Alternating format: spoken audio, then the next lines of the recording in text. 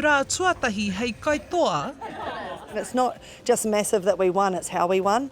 Engari he rā motu hake ake tēnei mo Erikana Peterson. I couldn't dream of having a better birthday. Like, this has been a dream come true and just so special that I get to celebrate it with my teammates and some of my best friends as well. Kei te kainga no te kapa Tactix ki Ōtautahi e whakanui ana I o rātou wini tuatahi o te whakataetae ANZ.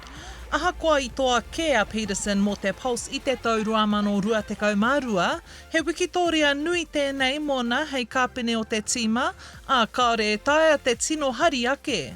A lot of people doubted us, and rightly so. We were playing in Mystics territory, they were the minor champions, so we knew that we had to bring that fight right from the get-go. They have come to Auckland with intent and hunger.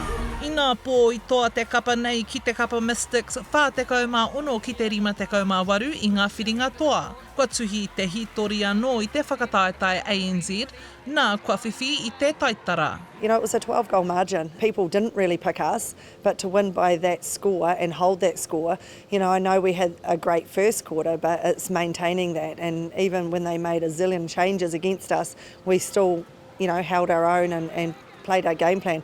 That was probably the most consistent performance of our season. Both on attack we were really clinical, and I thought very, very patient at times, and on defence they were incredible. Ko tā Peterson, he wā roa kei te haere mai tēnei.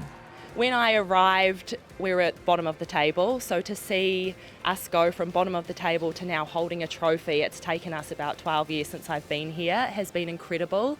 I think our fans and supporters have been so loyal throughout the years and have really stuck by us, and this season showed that. So it is very special to bring the trophy back for those fans as well. Koinei te tau tuatahi I tua I a Donna Wilkins hei pouako matua I te whakataetae ANZ, nā ko tana tūmanako, ka hoki mai anō o nā kaitoa a ka tākoro hei te tau tītoki. Who knows what they want to do. But then there's also, you know, from a coaching perspective, it's like, oh, surely you want to come back and defend the title? Who knows? And I think that every team's the same, like whether you win or whether you don't, about what's happening next year and whether they're going to come back. And you know, like it's a huge commitment, but hopefully we'll see some back. Bye guys. Thank you guys. Nā ria te wā, ko wai ka hoki mai ki te tīma.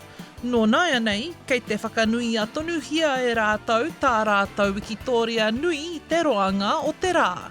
Ora Kairangi Nicholas, Tahu News.